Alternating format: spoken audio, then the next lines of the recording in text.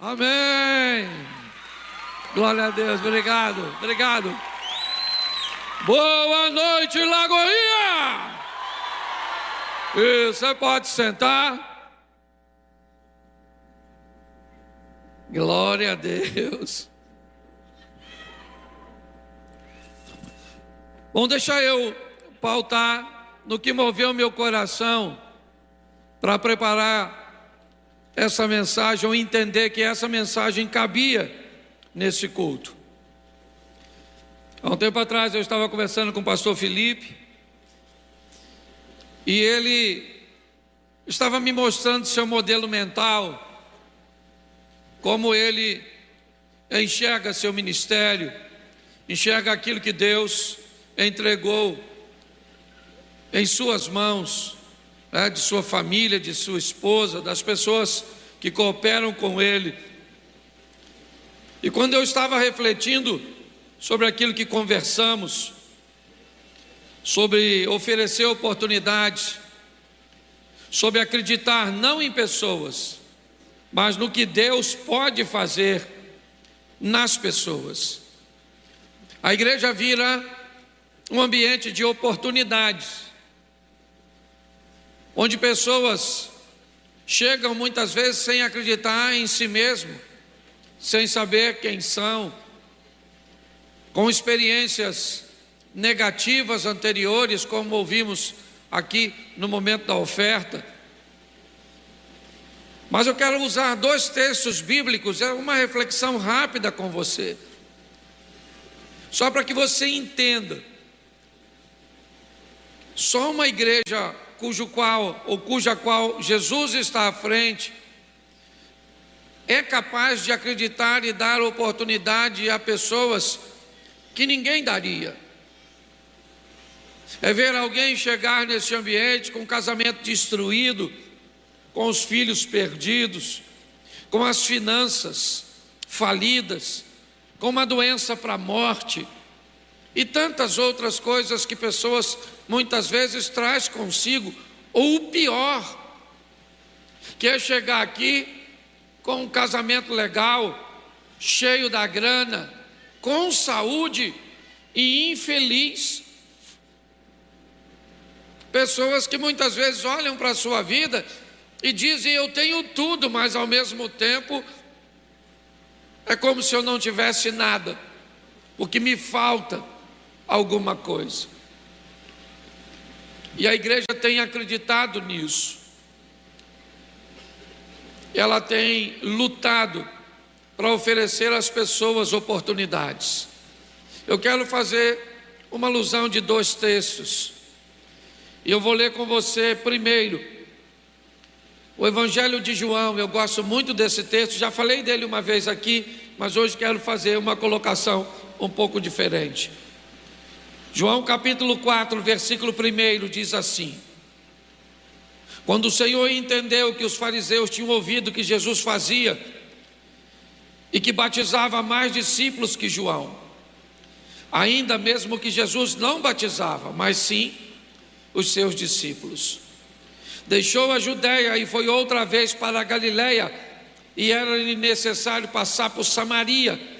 Repita comigo essa frase: e era necessário passar por Samaria. Isso.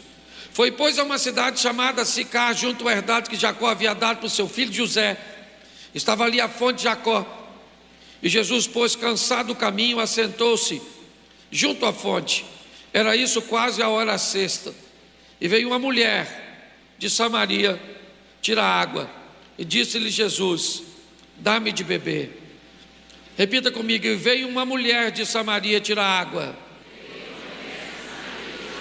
Isso. Marcos capítulo 5, verso 1. Chegaram ao outro lado do mar, na província dos Gadarenos. Repita comigo: na província dos Gadarenos. E saindo ele do barco, eis que logo saiu ao seu encontro do sepulcro um homem com espírito imundo. Repita comigo: um homem com espírito imundo, o qual tinha sua morada nos sepulcros, e nem ainda com cadeias o podia alguém o prender, porque tendo sido muitas vezes preso com grilhões e cadeias, as cadeias foram feitas por ele em pedaços e os grilhões em migalhas, e ninguém o podia amansar. Ele andava sempre de dia e de noite, clamando pelos montes e pelos sepulcros, ferindo-se com pedras. Feche os seus olhos. Senhor, em nome de Jesus, continua falando conosco, que o teu Espírito, ó Deus, ele tem liberdade neste lugar. Por isso, cura, liberta, transforma, restaura. Ó Pai, faz aquilo que lhe apraz nesse ambiente, em nome de Jesus. Amém, glória a Deus. Amém? Bom, eu quero mostrar a você duas pessoas que provavelmente seriam com muita facilidade descartadas em qualquer ambiente. Pessoas cujas quais a maioria não gostaria de ter por perto, não convidariam para uma festa na sua casa, não gostaria de ser visto numa foto no seu perfil da rede social. Pessoas que não tinham um estilo de vida muito agradável, muito louvável.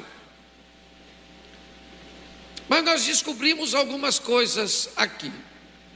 Utilizando a palavra de oferta para dar uma base,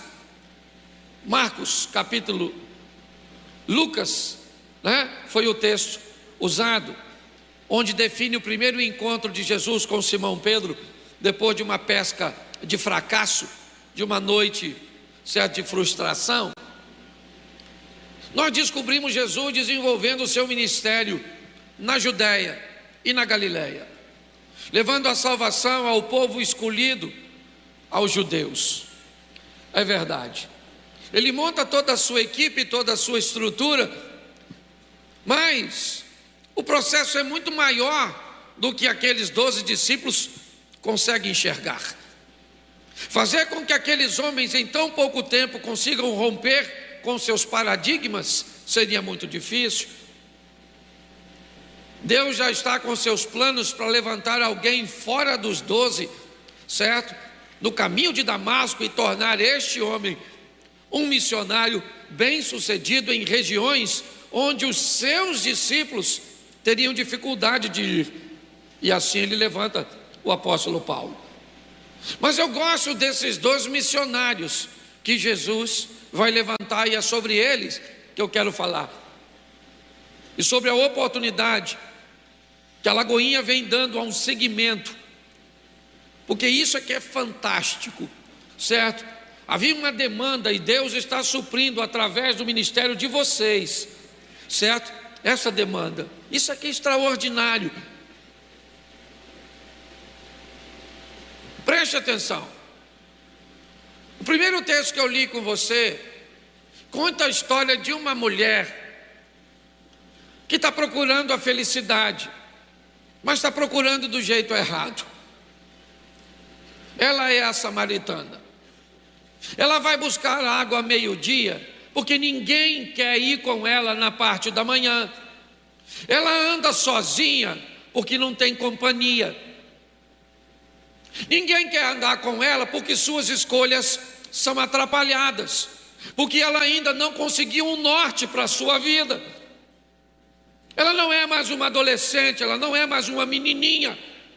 Talvez isso seria tolerado no comportamento de vocês, mas ela já é uma mulher que já deveria ter amadurecido, porque todo mundo acha que ficar velho traz consigo maturidade.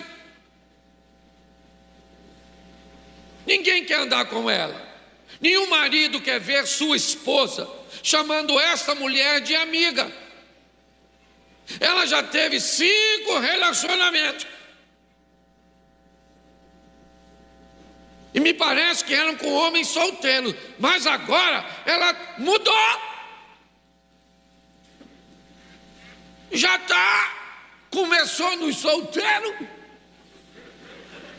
mas já está nos casados. Uma dona fantástica, persistente, estilo coelhinho da Páscoa. É um ovo, dois ovos, ela é um homem, dois homens, três homens. Uma dona que rompe, eu gosto dela. Gosto pela determinação. E ela quer o que todo mundo quer, ser feliz. É só isso que ela quer. Só que ela traz com esse comportamento uma má fama. Ninguém quer andar com ela, ninguém quer tê-la por perto. Ela busca água num horário alternativo para não ter ninguém. Mas um belo dia, eu não sei se você notou, diz que Jesus sai da Judéia e vai outra vez para a Galiléia, e era-lhe necessário passar por Samaria. Eu afirmo você que não era necessário passar por Samaria. Samaria não era a opção utilizada pelos judeus. Eles não gostavam de passar em território samaritano, porque não havia um bom relacionamento entre eles. Apesar de serem irmãos, eram irmãos desviados na cabeça dos judeus.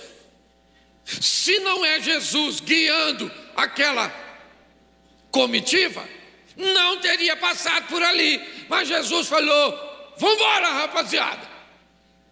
Vamos por onde? Me siga. É isso, está lá na Bíblia isso. Aquele que quiser me seguir, tome a sua cruz e venha após mim. Isso é difícil, rapaz, andar atrás dele. Aliás, andar atrás dos outros é difícil, porque quem está na sua frente determina a rota, quem está na sua frente determina a velocidade. Então dá uma agonia que você quer passar. Você está com 28 anos e está querendo casar. Aí apareceu o cara, ele não é nem tão bom, mas você já está naquela dinâmica de que aquele que vier a mim, de maneira nenhuma o lançarei fora.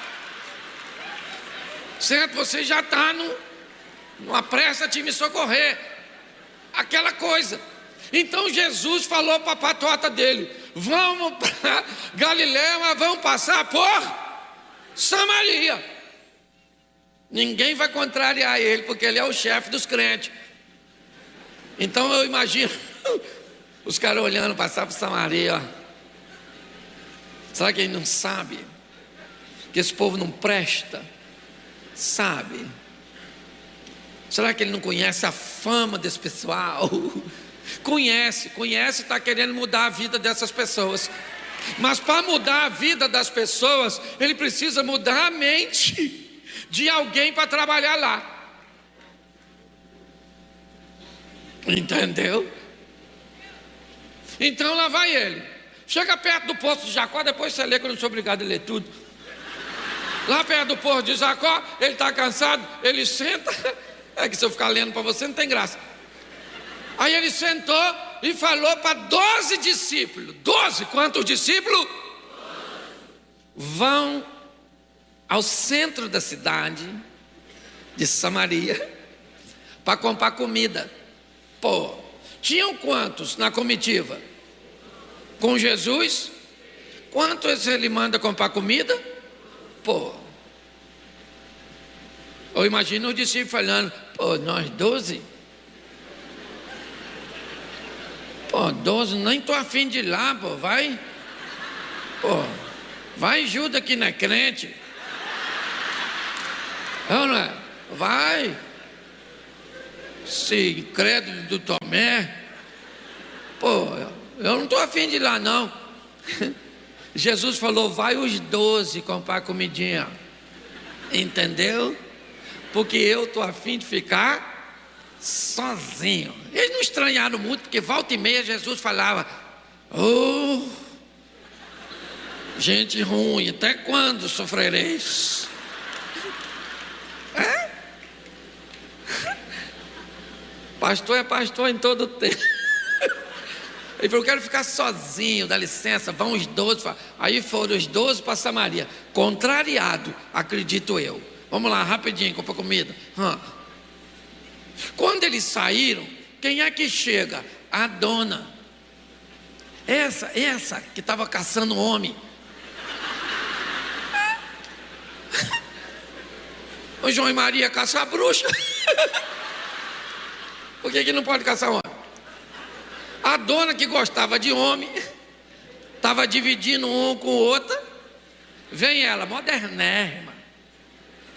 Quando ela olha na beira do poço, o que tem lá? Um homem. Mas aquele não vai rolar, porque ela é samaritana e ele é judeu. De longe ela deve ter visto. Quantos homens ela já teve? E agora estava nu. Então Jesus é e 7 é o número da. Isso aí. Ela vai encontrar o 7º homem, o homem perfeito. O homem que não quer seu corpo, quer sua alma. O homem que não quer tirar prazer dela, mas quer oferecer prazer a ela. Não com seu corpo, mas com um novo estilo de. Mas ninguém queria ela. Então vem ela com a cordinha e o cântaro. Olhou Jesus, falou: nossa, um judeu ali, hoje vai ser ruim pegar água. Vai ela lá tranquilona pegar água e tal. Quando de repente Jesus fala assim: ô dona, essa é a minha tradução, tá bom? Estou com sede, a senhora pode me dar de beber? Ela falou: como tu, sendo judeu, ousa falar comigo, que sou uma mulher samaritana? Em outras traduções, como o senhor ousa falar comigo, sendo eu uma mulher decente, estando sozinha, quebrando os protocolos? Jesus olhou e pensou: decente, dona. Decente.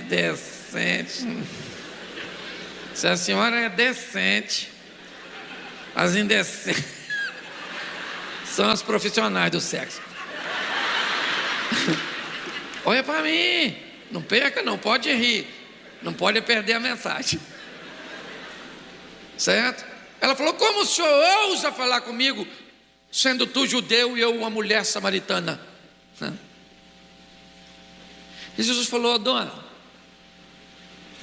se a senhora soubesse quem sou eu, note que ele vai tirar a onda. Se a senhora soubesse quem sou eu, a senhora é que me pediria, e eu te daria água viva, água da vida.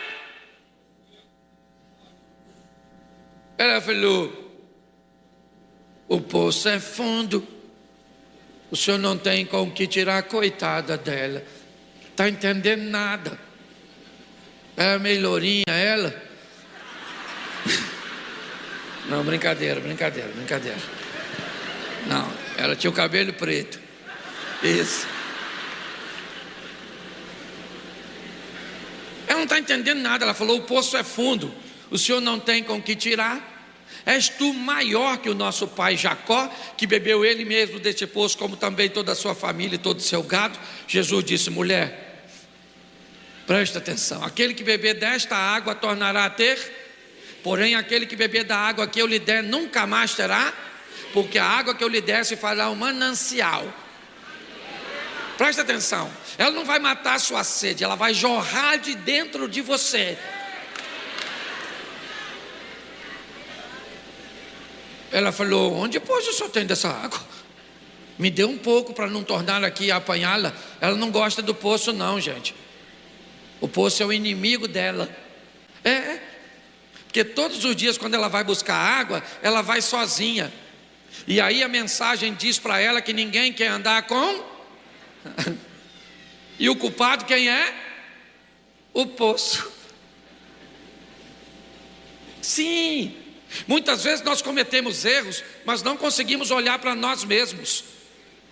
Olhamos para os outros. Ninguém quer andar com a gente porque ninguém presta. Eu não vi, preste atenção, nós precisamos corrigir a rota. Jesus está precisando de alguém para pregar em Samaria. Ele precisa de uma missionária.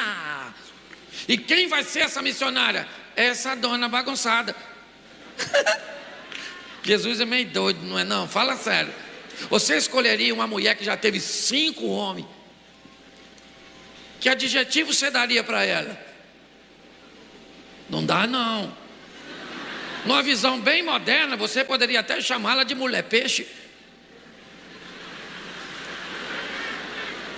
sem querer agredi-la, mas já agredindo. Mas ela só queria ser feliz. Jesus conversa com ela, essa mulher de vida torta, que ninguém queria andar, que todo mundo colocaria defeitos, que se entrasse numa igreja e não cumprisse o padrão, ninguém queria sentar do lado, porque tem o cabelo desse jeito, porque tem isso ou aquilo naquele lugar, e por não cumprir o protocolo, ninguém quer perto. Não dava para Jesus fazer o que quer fazer em Samaria com Pedro, com João, com André. Não dá para fazer. Então ele precisa achar alguém que tenha o perfil de alcançar aquelas pessoas. E quem é? Aquela mulher. Quando Jesus conversa com ela, e lê depois, ela deixa o cântaro para trás e sai correndo para a cidade. O cântaro é um sinal. Qual é? Ela vai voltar. Quando ela está saindo, os discípulos estão chegando com as sacolinhas de compra, cheio de fome, crente. Chegou perto de Jesus, viu a mulher saindo, ninguém falou nada. Eles foram na cidade, sim ou não? Compraram comida, negociaram com os samaritanos, sim ou não? Pagaram e voltaram, tudo certinho, tá bom? E a mulher foi. Ele diz: Jesus, vamos comer. Jesus disse: não, não vou comer não. Come vocês, eu tenho um alimento, eu já estou alimentado. Eles não entenderam muito e estão comendo. Eu imagino Jesus olhando para o cântaro, porque o cântaro era o sinal de que ela ia. Ele enviou para Samaria uma missionária, e lá vai ela. Quando ela chegou lá em Samaria, ela falou para os homens: preciso contar para vocês um babado. Fui pegar a água, menino, tinha um homem lá. Alguém deve ter mais um, né, dona? Ela disse: não, aquele homem lá é um homem de fé. Eu acho que eu encontrei o Messias. Fala Messias. Eu imagino a cara dos homens. O Messias jamais vai falar com a senhora, dona. O Messias é o Salvador, o Filho de Deus. E se a mulher daqui não quer andar com a senhora, imagine o Filho de Deus. Entendeu? Ele vai ser cancelado se aparecer com a senhora. Olha que coisa fantástica. Ela falou: não, gente, estou falando sério. O Messias, ele falou comigo, ele me disse tudo quanto eu tenho feito, ele me ofereceu uma água, ele matou minha sede. Eu perdi até a vergonha do poço, deixei até o cântaro lá, que eu estou voltando. Mas sabe o que é mais legal? É o discípulo estar fazendo lanche, e quem é que vem lá? A samaritana, a missionária. Vem ela, provavelmente ainda no meio da conversão, doidona, falando com os homens: vambora, rapaziada, quem pegou, pegou, quem não pegou, não pega mais. Vambora. Sob nova administração. Escute só, porque a mudança, ela não vem de forma imediata sempre. Isso aqui é um laboratório de transformação. Então pare de criticar quem ainda não chegou no seu nível. Tem gente de todas as fases.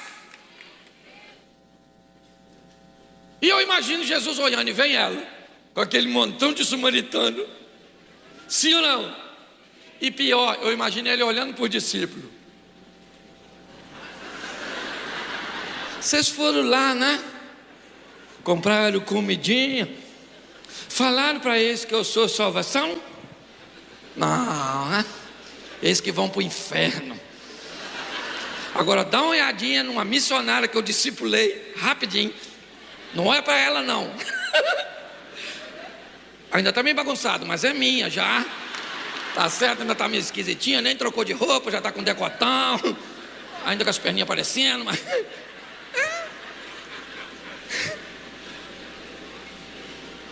Eu acho isso extraordinário. Sabe, uma igreja que é capaz de olhar não para quem as pessoas são, mas para quem elas podem se tornar na presença do Deus que ela representa. Isso é extraordinário. Jesus viu naquela mulher que ninguém queria andar, uma missionária. Você está entendendo? Eu não sei qual é a sentença, as pessoas querem andar com você, se não querem, onde você está. Eu sei de uma coisa, essa igreja representa um Deus de transformação. Amém? E quem dá oportunidade para a gente em transformação tem que ter costa larga, porque apanha. Nossa, deu oportunidade para fulano. Será que não sabe o que fulano está fazendo? Sabe, claro que sabe. Mas está depositando um pouco de confiança para ver o quanto Deus a ama, para mudar de vida. Não é conivência, é amor e oportunidade. É assim que acontece. Mas vamos para o segundo texto, senão nós ficamos num só e não termina. E eu estou pregando tanto, falei, que esse dia eu cheguei em casa e falei para minha mulher: a paz do Senhor.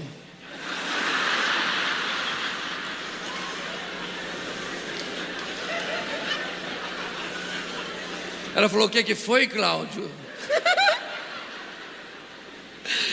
Eu falei: abra sua Bíblia em Mateus capítulo 5. Ela falou: não entendi, Cláudio. Eu falei: então vamos só cantar um hino para acabar o culto. De tanto que eu estou falando, hoje é a 4ª vez que eu estou pregando, irmão. Estou falando para você.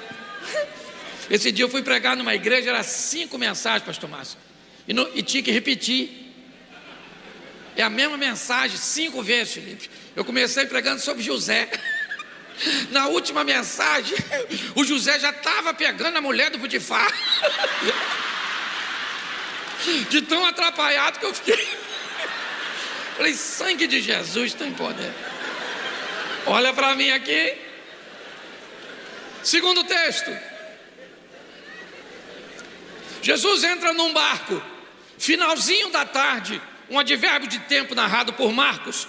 E sendo já tarde, disse-lhes: passemos para a outra margem. E os discípulos, deixando a multidão, levaram consigo, assim como estava no barco, mas havia também com ele outros barquinhos. E levantou-se um grande temporal de vento, de maneira que as ondas subiam sobre o barco, e ele já quase se enchia. Jesus estava deitado na popa do barco sobre uma almofada, e despertaram, dizendo: mestre, não se te dá que pereçamos? E ele despertando, disse ao vento: cala-te, disse o mar: aquieta-te. O vento se aquietou, e houve grande bonança. E disse: porque sois tão tímidos, ainda não tendes fé? E sentiram um grande temor, diziam uns aos outros: mas quem é este que até o vento e o mar lhe obedecem? Versículo 1 do capítulo 5. Chegaram na outra banda, na província dos Gadarenos ou dos Gezerenos. Não sei como é que está a sua tradução. Olha para mim aqui rapidinho. Conferir, você confere depois. Escute só, rapidinho. Já tem uma missionária em Samaria, sim ou não? Sim. Agora tem um problema em Decápolis, lá do leste do mar da Galileia. Talvez na direção da Síria ou do Líbano, outro lado do mar, né? Finalzinho das colinas do Golã, mas do outro lado, lá do leste. Tá certo? O que tem lá? As cidades pagãs. Lá a turma come e cuida de porco. O porco é elemento de sacrifício a deuses pagãos. Mas Jesus está a fim de salvar aquela turma, porque ele veio para salvar todos, porque todos pecaram e destituídos estão da glória de Deus. Se você é rico, sem Jesus vai para o inferno. Se é pobre, sem Jesus, vai para o inferno. Está com saúde, sem Jesus, vai para o inferno. E está doente, sem Jesus, senta na cadeira do lado. Porque tem gente que me parece que acusa o outro porque tem orgulho do motivo pelo qual vai para o inferno. Você aqui? Nossa, não esperava que você viesse. E o outro falando: eu vim, mas não foi pelos seus motivos, tá? Eu tenho honra de estar aqui, tá? Porque eu só mentia, eu não adulterava. E o diabo muito organizado, falando: calma gente, calma, vamos entrar. Vocês vão ter tanto tempo a discutir lá dentro. Trouxeram uma roupinha fresquinha, é ou não é? Que lá está quente. Olha para mim. Jesus entra num barco, enfrenta a tempestade, a incredulidade dos discípulos e o que você achar de mais oposição. Onde ele quer ir? A terra dos gentios. O que tem lá? Para os discípulos, nada. Assim que ele desembarca, sai na direção dele um cara pelado, maluco, pelado. Pensa a visão do inferno. Aquele cara peladão correndo, todo machucado, gritando igual um doido. E o discípulo pensando: caraca, mano. Pô, mal a tempestade passou. Pô, o cara pelado, lá vem um maluco, ó, cheio de demônio. Veio um cara na direção dele. Ó, Mateus, Marcos e Lucas narram a história desse cara. Tem uns que chegam a dizer até que era dois malucos. E não tem nada de errado, tá bom? A Bíblia só permite que isso aconteça para que os pesquisadores tenham material de pesquisa. Eu gosto de frisar isso. Quando você ouve um cego ou dois cegos, quando a Bíblia é lida por alguém que tem fé, basta uma informação e ela é suficiente, acabou. Quando a Bíblia é lida por um pesquisador, ele vai avaliar ponto a ponto. E nenhum fato é visto da mesma forma por duas pessoas. Não tem como. Eu estou aqui olhando, e se alguém me perguntar depois o que eu vi, eu posso narrar que eu vi uma mulher com um casaco bege ao lado de um homem de um casaco preto. Mas se eu perguntar a um deles que estão aqui, eles vão dizer: não, eu vi à frente um casal com um casaco jeans. Isso define apenas que a reunião aconteceu. E o pesquisador sabe que aconteceu porque duas visões diferentes do mesmo fato aconteceram. Se eu dissesse que vi a mesma coisa que eles, sabe o que o pesquisador diria? Que eu copiei deles. Mas quando a Bíblia permite que uma história seja contada 3, 4 vezes, acrescentando fatos que o outro não deixou passar, o pesquisador disse: ele curava cego, ele curava pessoas, ele libertava pessoas. Você está entendendo? O que o desavisado pensa que é uma contradição, na verdade é Deus afirmando que aquilo aconteceu. Mas todos eles concordam que o cara tinha demônio, que andava pelado, que morava no sepulcro e que atacava as pessoas. Um perigo para a sociedade. Mas Jesus viu nele um missionário. Doidão. Chega na igreja quase pelado, todo esquisito, com linguajar pesado. Jesus chegou lá. Vem o peladão correndo na direção. Nem foi Jesus que foi o pelado que veio. O pelado veio, já chegou pelado. Que tenho eu contigo, filho do Altíssimo? Jesus falou: como é que é seu nome, querido? Aí o demônio falou assim: nosso nome é Legião, porque nós somos um montão. Jesus falou: não quero saber o ambiente coletivo, sai dele agora. Os demônios falaram: nós podemos entrar nesses porquinhos? Jesus falou: nos porquinhos pode, é só sair dele. Aí saíram dele e entraram nos porquinhos. Aí quem é que chegou? Quem cuidava dos porquinhos. E falou: cadê os nossos porquinhos? Pô, tinha um montão de porquinho aqui, nós, pô. Alguém falou: foi ele, ó. É um matador de porquinho. Tinha uns demônios naquele cara lá. Aquele cara estava pelado, maluco. Um perigo para a sociedade. Agora está lá vestido, conversando. Mas sabe o que custou? Os porquinhos. Alguém falou para Jesus: Jesus, vai embora agora da nossa terra. O Senhor matou nossos porquinhos. Jesus falou para a rapaziada: todo mundo no barco. Eles pensaram: o que viemos fazer aqui, meu Deus do céu? Capítulo 5 de Marcos, capítulo 7, finalzinho. Jesus volta a Decápolis pelos termos de Tiro e de Sidom. 2 anos e meio depois, Jesus volta a Decápolis para fazer a segunda multiplicação dos pães. Sabe o que tem lá? 4.000 pessoas, sem falar mulheres e crianças, para ouvir a palavra de Deus. E quem foi o missionário que Jesus deixou naquelas terras? Ele deixou alguém que ninguém acreditava. Mas Jesus não olhou para o presente, ele olhou para o futuro. Deixa eu falar uma coisa para você: isso é a igreja. Hoje ela faz 20 anos, está ali o homem que começou tudo isso aqui. Daqui uns dias, uns anos, ele não vai estar mais aqui, mas a igreja, o legado vai ficar. Entendeu? Porque é muito maior do que nós.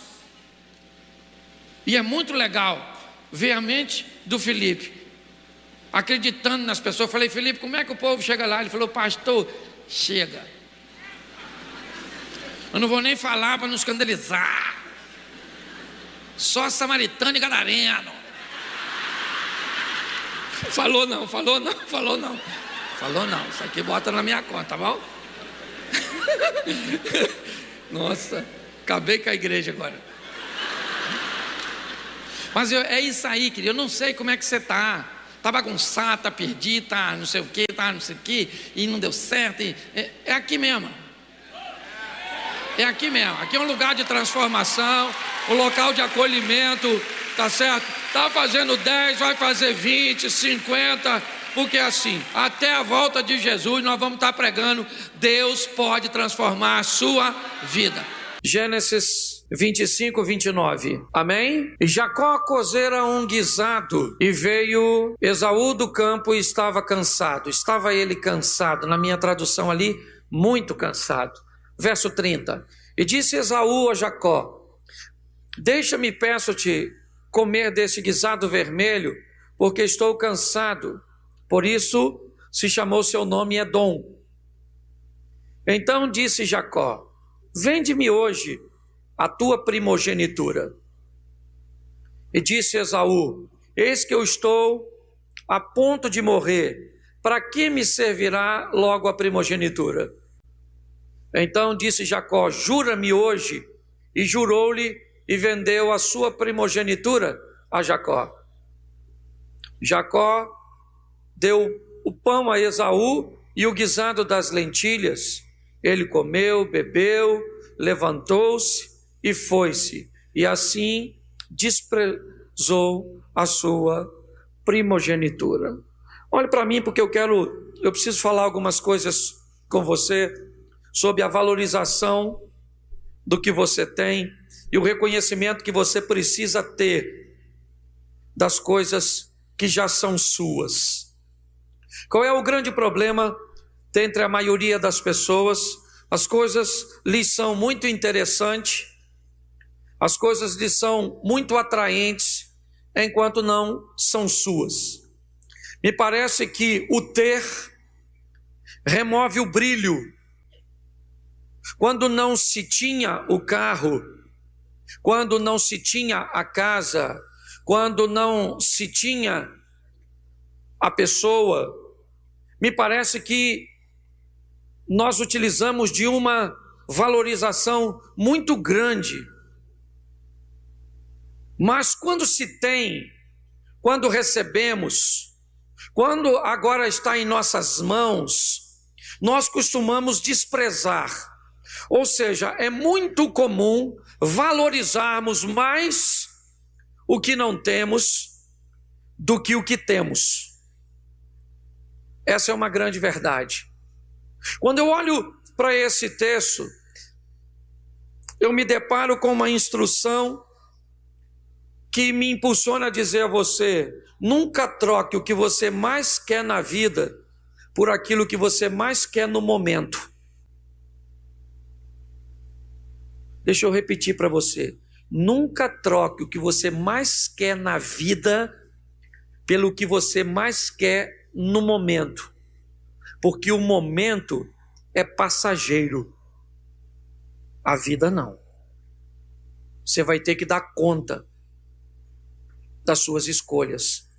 Você vai ter que usar de responsabilidade para com seus atos. O texto me fala de uma família próspera. Eu não estou falando de alguém sem grana, sem dinheiro, sem comida, sem servo. Eu não estou falando. Eu estou falando dos 2 filhos de Isaque, os netos de Abraão. Deus falou a Abraão no capítulo 12 de Gênesis: sai da tua terra e da tua parentela, porque eu te levarei por uma terra que eu te mostrarei, farei de ti uma grande nação, abençoarei os que te abençoarem, eu vou engrandecer teu nome. As promessas de Deus para Abraão foi uma promessa de prosperidade, de grandeza, e ele cresceu. Seu filho Isaque herda tudo de seu pai. Isaque é um homem próspero, é um homem rico, é verdade. Ele tem 2 filhos, Esaú, um homem que me parece ser muito bom. A Bíblia diz: se a árvore é boa, o fruto é bom. Esaú é um bom filho, ele é neto de Abraão, ele é filho de Isaque. Olhe bem, a probabilidade deste rapaz, os prognósticos são muito positivos. Ele vem de uma linhagem boa, que tem uma promessa, ele sobrevive naquele ambiente sob uma tradição oral, ou seja, era muito comum as histórias irem passando de seus pais. Então, Isaque devia falar com seus filhos sobre toda a promessa que Deus havia concedido a seu pai. O texto diz que Jacó era um homem caseiro, Esaú, um homem do campo, um homem da caça. Tá certo. Mas o texto diz que um dia Esaú chega, e na tradução que eu usei aqui primeiro, muito cansado. Ele estava muito cansado. E quando nós estamos muito qualquer coisa, o muito sempre nos leva para o perigo. O muito dinheiro pode nos levar para uma autossuficiência que nos faça pensar que o dinheiro é tudo. O muito, sem ele, né? Ou seja, se eu pudesse usar a frase, diria o muito pouco. Não tê-lo também dá uma sensação de que não vale a pena viver, porque os extremos sempre são perigosos. Se você não gosta de ninguém, está muito desinteressado de todo mundo. Isso é muito ruim. Mas se você está muito interessado em todo mundo, isso também é ruim. Se você está com muita fome, isso é perigoso. Pode te levar à glutonaria. Se você está muito sem fome, não é? Isso pode te matar de inanição. E para os extremos, e hoje o que nós mais encontramos são pessoas extremistas. O que eu vejo é um cara chegando na casa de quem? Na casa de Isaque. Se Isaque não tem comida em casa, você pode ter certeza que na casa de nenhum de seus servos vai ter. Ele é o dono de tudo. Então Esaú chega no lugar que tem comida, sim ou não? A única comida que tem naquela casa é a do Jacó, sim ou não? Claro que não. Ele é filho do dono.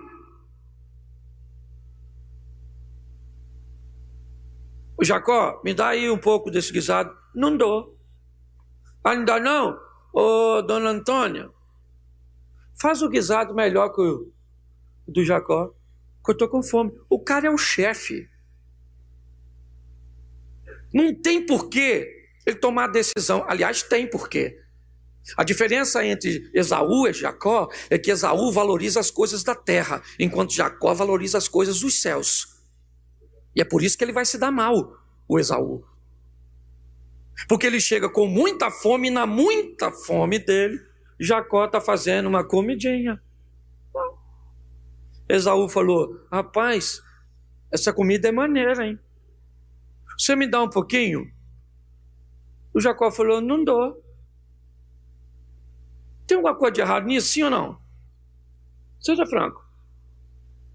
Quem aqui cresceu no lar que nunca disse não para o seu irmão?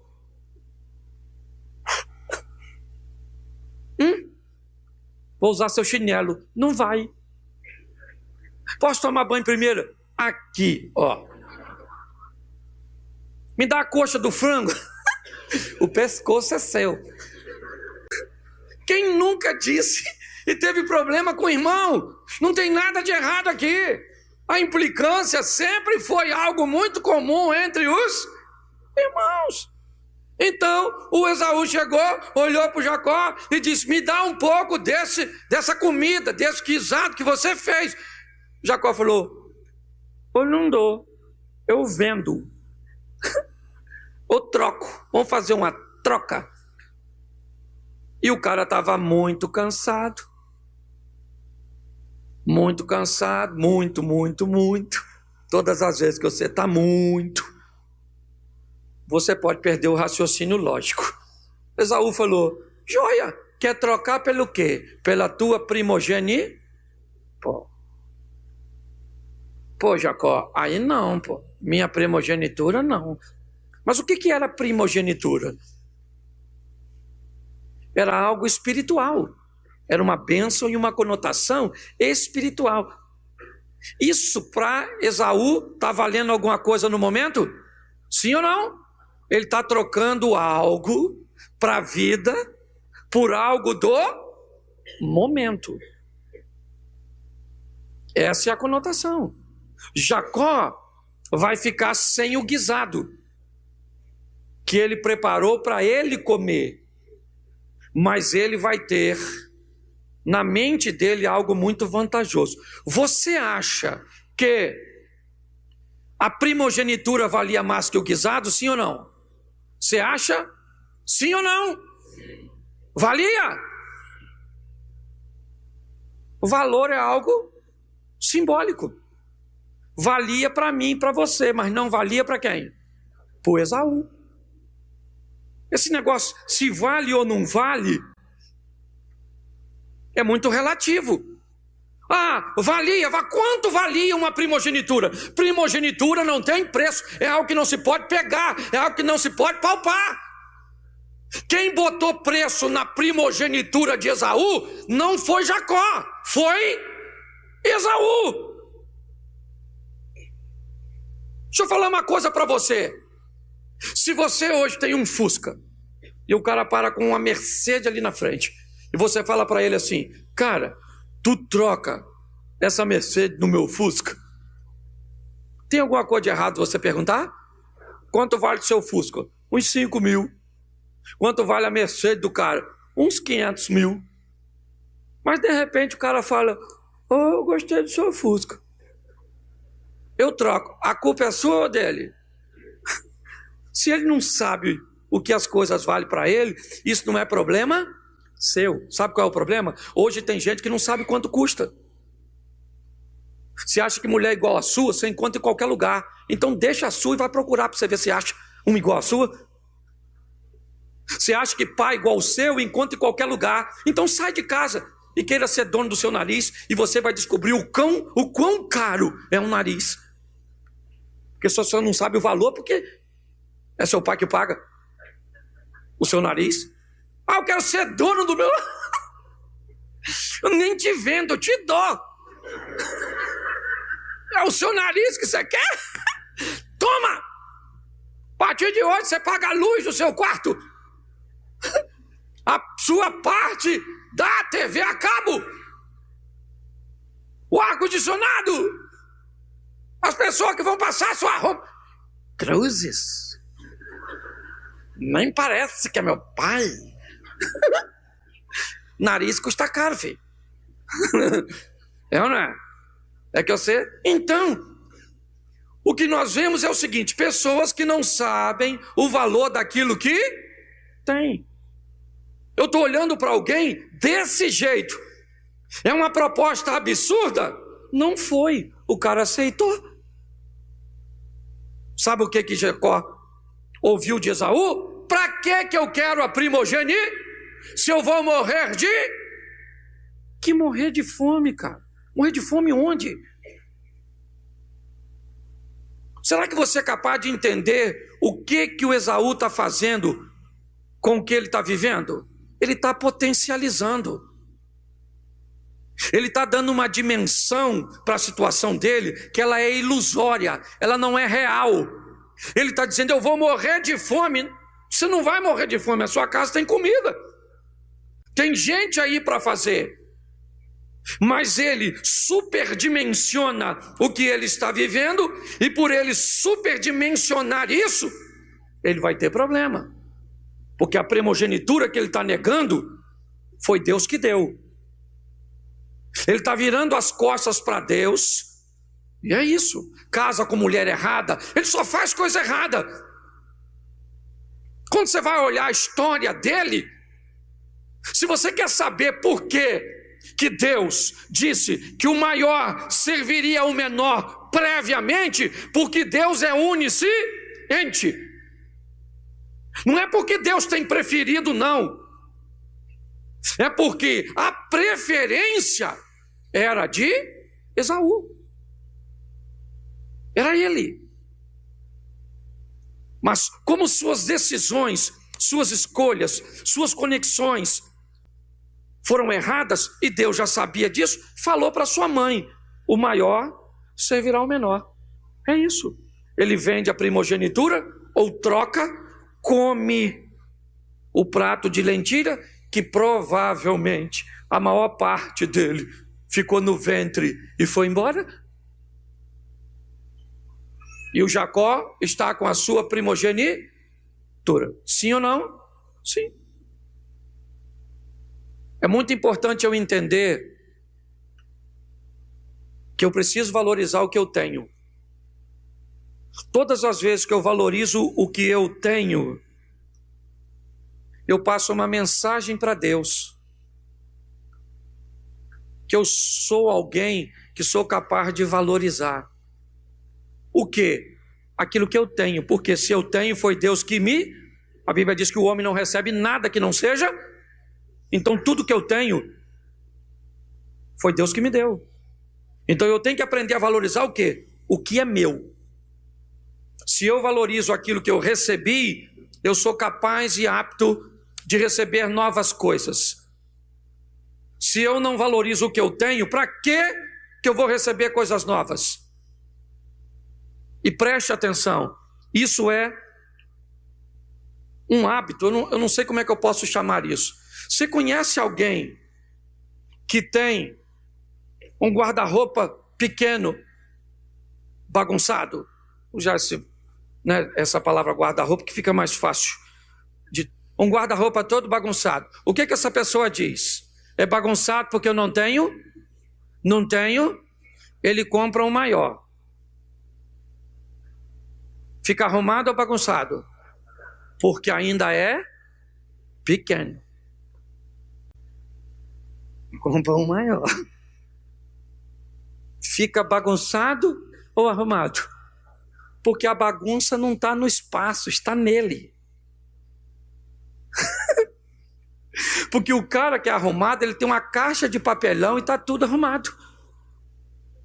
Quem aqui já fez caixa de papelão de armário? Levanta a mão. Tem uma turma aí. Quem aqui já levou caderno para a escola no saco de arroz de 5 quilos?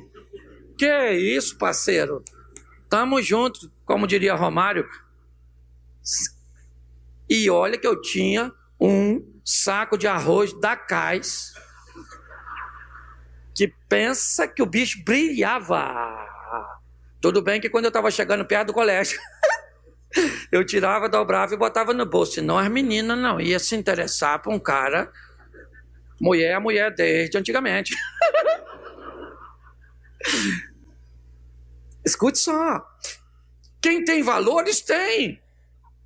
Por isso que a Bíblia diz: quem é fiel no, vai ser fiel no, e quem não é fiel no pouco, não vai ser no muito. É isso que ele está dizendo. Fidelidade é apenas uma opção. Eu optei. Então eu sou feliz com R$10 dando de dízimo, dando 50 centavos de oferta. Isso é fidelidade, sim ou não? Sim ou não? Vamos lá. Eu ganho 10 mil.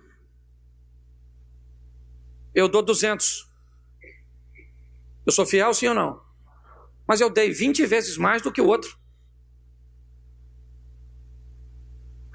Você consegue entender?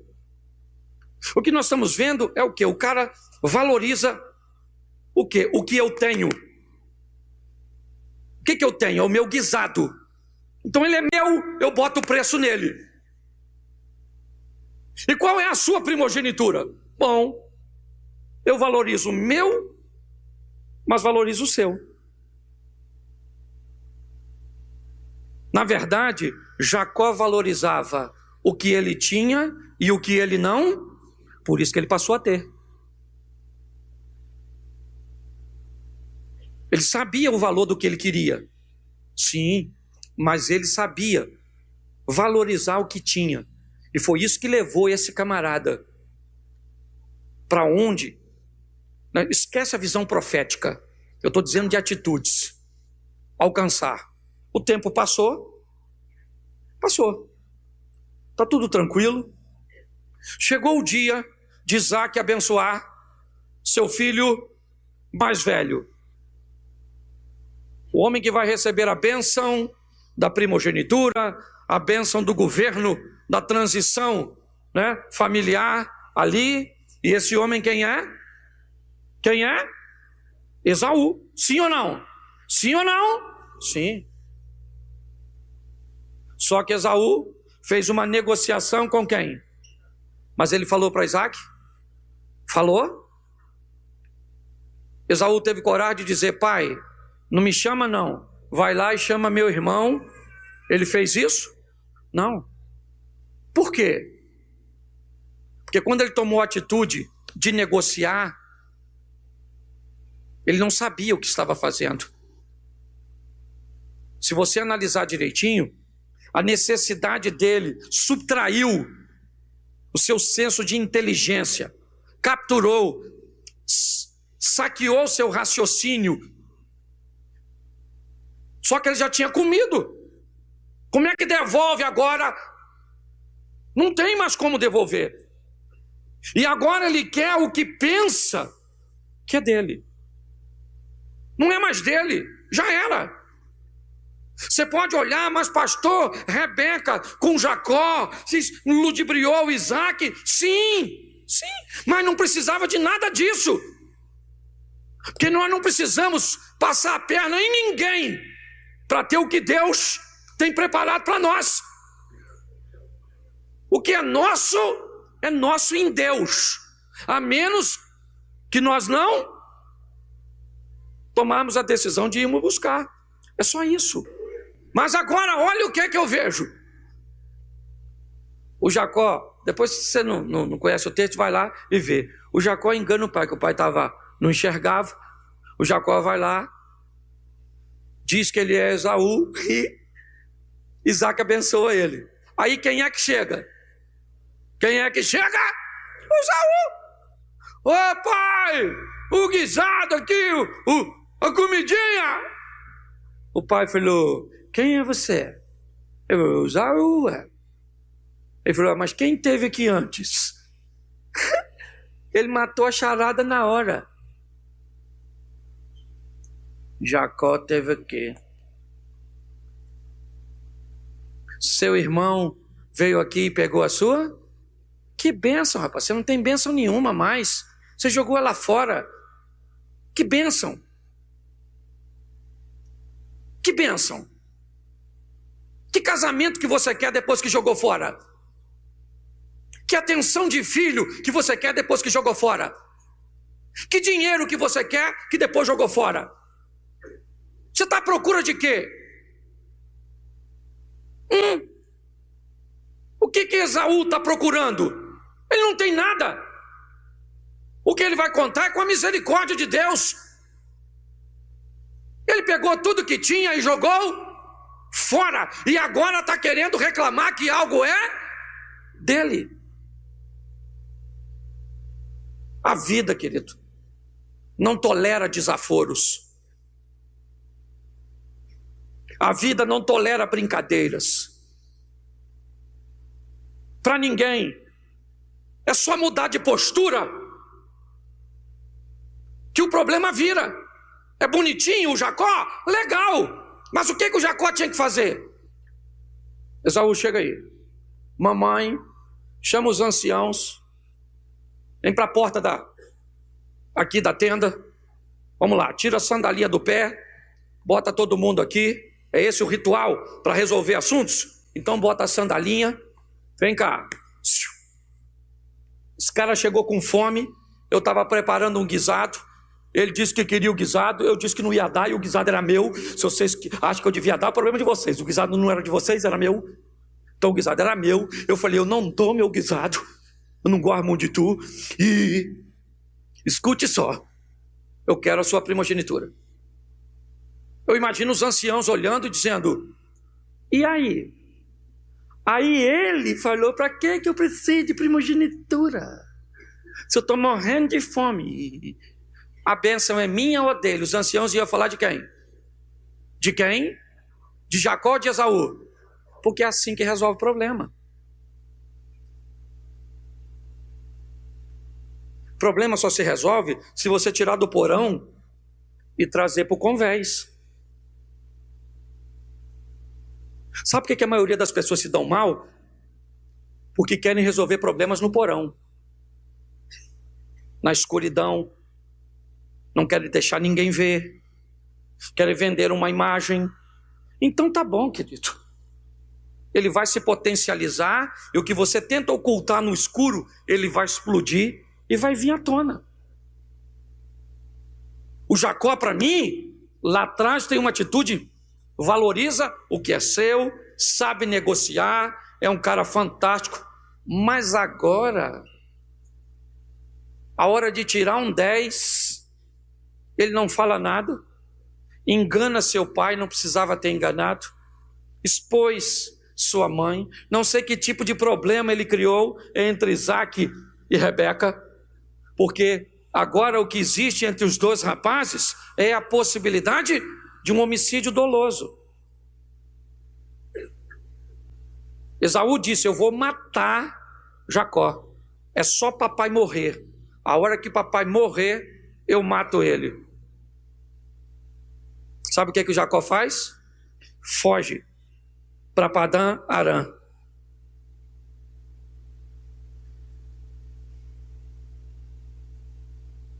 Todas as vezes que você não resolver um problema e tentar fugir, escute o que eu estou te falando, ele vai atrás de você. Jacó chega em Padã Arã, vai trabalhar para casar com uma moça chamada Raquel. Trabalha quantos anos? Quantos anos? No dia do casamento. No dia do casamento. 7 anos o cara trabalhando. Cadê o Esaú? Esaú está onde? Ficou para trás. Jacó agora está em Padã Arã, trabalhando para Labão, para casar com uma menina linda chamada Raquel. 7 anos o cara trabalha, vem o dia da festa, a noiva é preparada, adornada, banhada, perfumada, arrumada, coloca a dona na tenda, rostinho coberto, e o Jacó? O Jacó está lá tomando uns graus, dando um rolê assim com os homens, isso, fazendo sua despedida, maneiro, escureceu, isso, o Jacó meio chapado, enfia o Jacó na tenda, meio chapado, 7 anos para trabalhar por uma mulher, você acha que ele vai tentar ver quem é? O cara vai passar o serão na dona, é ou não é verdade? 7 anos trabalhando para a dona, ele olhou, tá aí quem é? Uma mulher. Pode ser até Aracida Almeida. Na verdade, eu vou pegar. O cara tá na febre do rato. Trabalhou 7 anos, tudo escuro, pela mulher, olhando a mulher. Eu penso ele trabalhando e olhando para Raquel. Ah, Raquel. Pois é, vou pegar você. 7 anos olhando, filho. Foi, meu. Ele pegou. De manhã, quando ele acordou, porque se ele não tivesse pego, dava para anular o casamento. Ele não mexeu com ela. Mas como ele pegou, que ele olhou para o lado, menino. E falou, que maluco. Não era essa mulher. Ih, cara. Esse não é Raquel, não. É Lia. Lia tinha um olho para arquibancada, o outro para geral. Era meio bagunçadinha. Escute só. Ele levantou e correu na casa de quem? De quem? E falou porque, rapaz, Labão, você me engana. Ele falou, mas na cabeça dele, sabe o que ele deve ter pensado? Esaú, te dei uma volta, você não veio, mas mandou o seu secretário. Por quê? Deus não se deixa escarnecer. Tudo que o homem semear, isso também ceifará. Agora ele está casado com quem? Com Lia. Trabalhou mais 7 anos. Alguns dizem que ele ganhou a Raquel logo de... Não trabalhou 7 para casar com ela, não. O sogro reformulou a proposta, falou, eu te dou ela para casar. Você já leva, mas tem que trabalhar mais 7. O tal do Labão defasou o salário do Jacó 10 vezes. Labão devia ser o cara do INSS, desvalorizando o dinheiro aí dos aposentados. Pois é. Precisava de tudo isso? Sim ou não? Sim ou não? O Esaú se ferrou na vida, por quê? Porque Deus jogou sobre ele uma maldição? Sim ou não? Claro que não. Ele se ferrou porque não soube negociar e valorizar aquilo que era o Jacó. Se ferrou. Casando com a Leia ou com a Lia? Sim ou não? Por quê? Porque Deus amaldiçoou ele? Não, porque ele não ficou lá para resolver seu problema, para equacionar suas coisas, para botar as coisas às claras. Ou seja, eu não estou vendo nada do Satanás aqui e nem de Deus. Eu estou vendo de gente que toma decisões equivocadas. Só que esse pessoal, ele caminha com Deus. E Deus sempre procura corrigir a situação. Um belo dia, Deus diz a Jacó, pega tudo que tu tens e volta à terra de seus pais. Por quê? Porque precisa consertar alguma coisa lá. Tem alguma coisa que ficou para trás, que precisa ser corrigida. Você pagou um preço alto, seu irmão pagou outro preço alto. Eu não puni ninguém, vocês acabaram se punindo. E agora, o que acontece? Ele volta, se encontra com Esaú. E quando ele encontra com Esaú, Jacó diz, amedrontado, ô meu irmão, toma aqui todos esses presentes, tudo isso. Toma tudo aqui para você, provavelmente com medo do irmão matá-lo. E Esaú disse, não rapaz, eu não quero nada, pode ficar com tudo que é seu. Os dois se abraçaram, se beijaram. No dia do enterro de Isaque, os dois estão juntos. Mas não precisavam ter vivido nada disso na sua jornada. Nada. Por quê? Porque não precisavam ter tomado as decisões. Ô, gente, você quer ver o que é uma sequência do que Deus vai fazer na vida de alguém sem erro? Veja a vida de Jesus. Se você pegar de seu nascimento à sua morte, você não vai ver um equívoco dele em ações que geraram reações danosas. O dia que tentaram apedrejá-lo, Ele simplesmente virou as costas e saiu andando no meio deles. A vida de Jesus é pautada em quê? No plano que Deus tinha para ele. E aí eu estou usando o Jesus homem. E não há nenhum desvio. Por quê? Porque ele programou viver do jeito que foi planejado. Vem aí um ano de se realizar. Com o quê? Com decisões assertivas. Estabelecendo primeiro sonhos alcançáveis.